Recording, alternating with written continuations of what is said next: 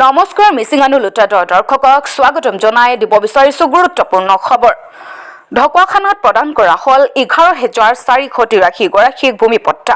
ঢকুৱাখানা খেলপথাৰত আয়োজিত ভূমিপট্টা প্ৰদান অনুষ্ঠানত বিয়লি 4 বজাত উপস্থিত হয় মুখ্যমন্ত্ৰী হিমন্ত বিশ্ব শৰ্মাই।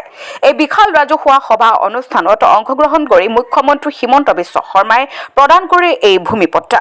লক্ষণীয় যে মিছন বসুন্ধৰা 2ৰ অধীনত আবেদন কৰিছিল ঢকুৱাখানাৰ হাজাৰ হাজাৰ খিলঞ্জীয়া লোক।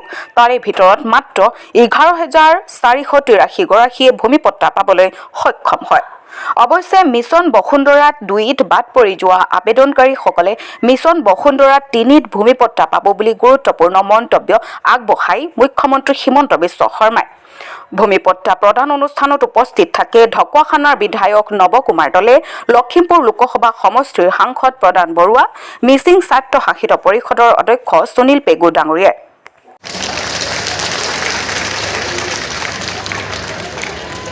মুখ্যমন্ত্ৰী মহোদয়ৰ পৰা বঁটা গ্ৰহণ কৰিবৰ বাবে অনুৰোধ জনাইছো।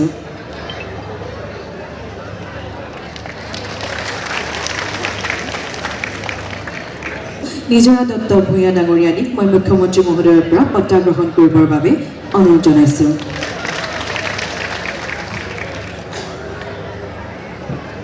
ভূঞা ডাঙৰীয়ানীক মই ধন্যবাদ জ্ঞাপন কৰিছো। মনোজ কোচ ডাঙৰীয়াক মুখ্যমন্ত্ৰী মহোদয়ৰ পৰা বঁটা গ্ৰহণ কৰিবৰ বাবে অনুৰোধ জনাইছো। চাংমাই ডাঙৰীয়ানীক মই বঁটা গ্ৰহণ কৰিবৰ বাবে অনুৰোধ জনাইছো। সৰ্বমুঠ পৰিয়াল 60,000তকৈ বেছি হ'ব নোৱাৰে। 60,000 পৰিয়ালৰ 12,000টো আজি আমি পট্টা দিম। তাৰমানে যোৱাকালিলৈকে তেওঁলোকৰ মাটিৰ পট্টা নাছিল। আৰু আমি লোৱা প্ৰচেষ্টাৰ পিছতো বহুতে মাটিৰ পট্টা পাবৰ কাৰণে এতিয়াও অপেক্ষাতে আছে। তাৰমানে ঢকুৱাখানা সমষ্টিত যদি আমি চাব যাওঁ, 60,000 পৰিয়ালৰ মাজত প্ৰায় 25,000ৰ পৰা 30,000 পৰিয়ালৰ মাটিৰ পট্টা নাছিলে। আজি প্ৰথমবাৰ 12,000 পৰিয়ালে 11,483টা পৰিয়ালে মাটিৰ পট্টা পাব। মাটিৰ পট্টাৰ মূল্য অসমত আমি সকলোৱে বুজি পাওঁ। আমি ভৱিষ্যত প্ৰজন্মৰ কাৰণে কি থৈ যাম? মোৰ ঘৰ বাৰী মাটি। যদি মোৰ ভৱিষ্যত প্ৰজন্মই গম পায় যে মোক যি ঘৰ বাৰী মাটিৰ পট্টা দিছে, আচলতে এইটো দেউতাৰ মাটি নহয়, এইটো চৰকাৰী মাটিহে, মোক দখলটোহে দিছে, মোক মাটিৰ উত্তৰাধিকাৰী দিয়া নাই, আমাৰ কাৰণে দুখ লগা কথা। ঢকুৱাখানা সমষ্টিৰ 12,000তকৈও অধিক লোকে আজি ম্যাদী পট্টা লাভ কৰিবলৈ সক্ষম হ'ল। প্ৰথমবাৰৰ বাবে ঢকুৱাখানাৰ ট্ৰাইবেল বেল্ট এণ্ড ব্লকত আহোম, মৰাণ, চুতীয়া, মটক, কোচ ৰাজবংশী আদি লোকে মাটি পাবলৈ সক্ষম হৈছে।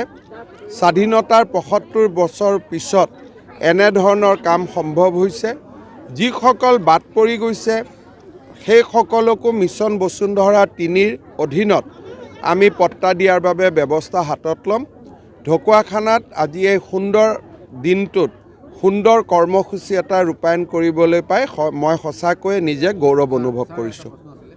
বিধানসভাত আজি কংগ্ৰেছে বাল্য বিবাহ সমৰ্থন কৰা দেখা গ'ল, আপুনি খুব উগ্ৰ হৈছে আজি। চাওক, কংগ্ৰেছ দলে অসমৰ পৰিৱৰ্তন নিবিচাৰে।